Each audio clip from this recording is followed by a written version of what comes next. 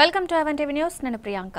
Details చూస్తే రాష్ట్ర ప్రభుత్వం ఎస్సీల వర్గీకరణ రాష్ట్ర యూనిట్గా 1% వల్ల అనగారిన రెల్లి అనుబంధ కులాలకు జరగబోయే నష్టం గురించి కులాల విద్య, ఉద్యోగ, ఉపాధి రంగాల్లో అంబేద్కర్ కల్పించిన హక్కులను పొందలేక 7 దశాబ్దాలుగా వెనుకబడున్నామని, రాష్ట్రం యూనిటీగా వర్గీకరణ చేయడం వల్ల కులాలకు తీరని నష్టం జరగబోతోందన్నారు.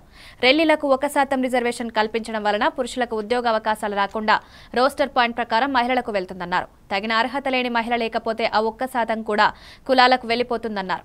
విద్యాపరంగా 10వ తరగతి వరకే చదివే అవకాశం ఉంటుంది కాబట్టి పై చదువులు చదువుకోవడానికి అవకాశాలు ఉండవన్నారు. ఉపాధి పథకాలు కూడా 1%కి అనుగుణంగా కేటాయించడం జరుగుతుందన్నారు.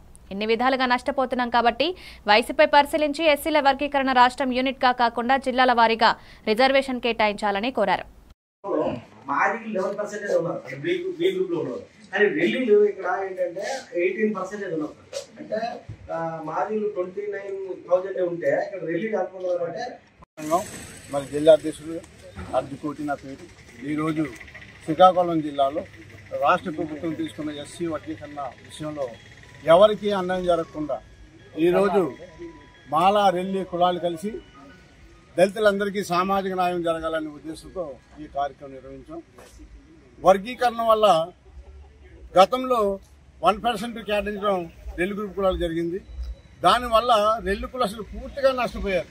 ఏ విధంగా అంటే 1% మహిళలకు రాష్ట్ర పాయింట్ వాళ్ళు వెళ్ళిపోవడం వల్ల మరి ఆ ప్లేస్లో మహిళలు ఉంటే వాళ్ళకి వస్తుంది, లేదంటే మళ్ళీ మాదిరి. అది పూర్తి నష్టమే కదా. ఈ విషయం మీద సుప్రీంకోర్టు కూడా రాష్ట్ర ప్రభుత్వానికి చూసింది.